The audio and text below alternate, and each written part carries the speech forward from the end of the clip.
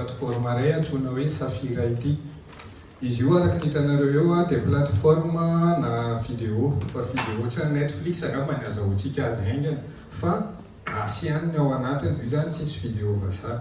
Ny antony mahagasy anazy dia satria ny tanjona anay voalohany dia ampivoatra ny cinéma gasy eto à Madagasikara.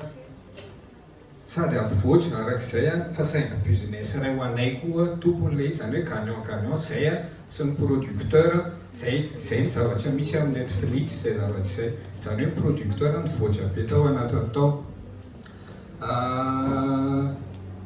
Araky ny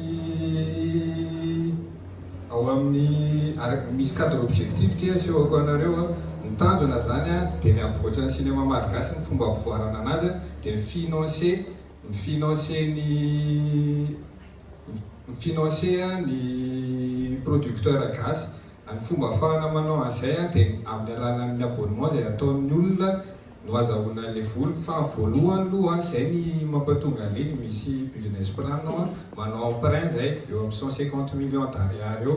Iny vola iny zarainay amin'ny producteur ahafahany zareo miproduire aloha, dia ny contrepartie le film tsy mivoaka akoatran'ny ao amin'ny le plateforme reny ihany, tena hoe ohatran'ny Netflix mihitsy fa izy gasy fotsiny.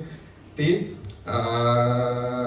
une fois mandeha le film amin'ilay plateforme dia mahazo vola amin'ny plateforme, irefinancena indray mandeha le production zay ohatr'izay hatrany hatrany zany ny tanjona le izy. Le plateforme efa vitanay, io hitanareo azo jerena eo ny eo le izy efa mandeha izy io, fa ny zavatra tadiavinay fotsiny ny hanamora ny connexion, zany hoe ny ahatongavanay zany hitady fiara-miasa zay amina opérateur mba atsofoka ao anatin'ny opérateur le serveur, dia une fois tonga ao le serveur dia afaka manao offre ny opérateur ohatran'ny Facebook reny 10 dia afaka mijery film. Ny abonnement raha Netflix zao mandeha any amin'ny 20 000 ariary mora indrindra, ny anay ny abonnement 3 000 ariary par mois. Dia isaky nijery film ianao raha tsy manana connexion dia 10 000, hoan'izay efa manana connexion zany dia gratuit fa le 3 000 ariary par mois iny ihany ny alohany. Dia zay zavatra izay araka ny hitanareo manaraka eto dia